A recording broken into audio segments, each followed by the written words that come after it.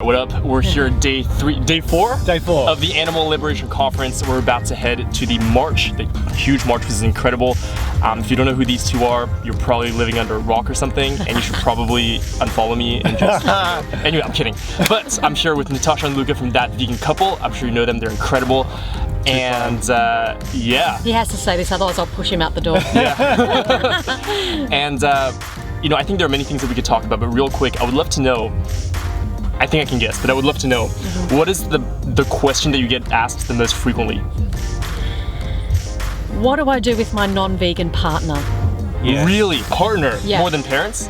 We get both. Yeah. Both. Okay. Probably a 50-50 split between those two. Yeah. Or maybe partner slightly more. Okay. Maybe because we're a couple and so it attracts maybe a slightly older audience. Makes sense. So yeah. And what's your advice? We have a podcast. Okay. We got that question so often that we said we had to record a podcast Makes episode sense. on Yeah. it. So So check it's that free out. on our website, thatvegancouple.com. Yeah. Check it out. But to give you a little quick summary, I think you go about this discussion with your partner the same way you would go about having a discussion about anything else with your partner. Coming from a place of love and honesty and respect, and just kind of being really, look, I'm laying it out. This is how I feel and we need to talk about this. This is something that I'm taking very seriously in my life. And the way they're going to respond to you is not necessarily about veganism, it's about your relationship. Yeah. It's, you know, how much do they respect and listen to you and want to be on the same page as you? So it's a big, complicated topic, but it's something that's very important because, you know, you spend a lot of time with your partner and it's important to be on the same page, especially about something so important like veganism. Yeah. And as for people who need help with their non-vegan parents, we've also got a video on that. I actually on our watched YouTube that. channel. I saw that video. Did you? Oh, Yeah. I know it's funny because you were saying like, oh, a lot of our audience, because you were talking to the parents directly, and you were like, Yeah. a lot of our audience like almost sees us as their vegan parents or whatever. I Yeah. thought it was like super cute, and I'm sure that happens. Sure, it happens. Yeah. And I think when they hear it from, I guess, someone on YouTube that is a bit older and Yeah. would actually be the parents of their kids, age-wise, maybe they just take that message more seriously than hearing it from, you know, a 10-year-old or a 12-year-old. Have you gotten good feedback from that video? Yes, Definitely. we have. That's awesome. Yeah, we So did awesome. have a couple of people who wrote to us and said, you know, my parents said absolutely no, and then they watched it, and now they said yes. I'm like, yes. That's so awesome. So, yeah, sometimes Yeah, you need to just 100%. hear that message from someone also that you don't know. It's like, Yeah. oh yeah, I'm hearing it all the time in my house Yeah. from my kids, but you're a stranger, I might listen to you. It's a little weird, but it works. Yeah. So Luca and Natasha are animal rights activists. Is that how you would like think of yourself, like as activists? Definitely. We're social media influencers, and we use our social media influence to inspire people to become vegan and animal rights activists. Right. And so why is it important for vegans to be activists?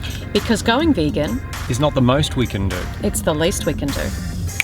That's our tagline for a very good reason. The next step we have to take is to be active for animals. And all we have to do is put ourselves in the position of the victim and say, well, you know, would we want someone to just stop exploiting us and stop being violent towards us? Or would we want someone to step in and try and stop the violence happening altogether? As soon as we put ourselves in the victim's position, it's very easy to understand why being an activist is so important. Yeah, just not participating in the exploitation and violence, it's not enough for the victims.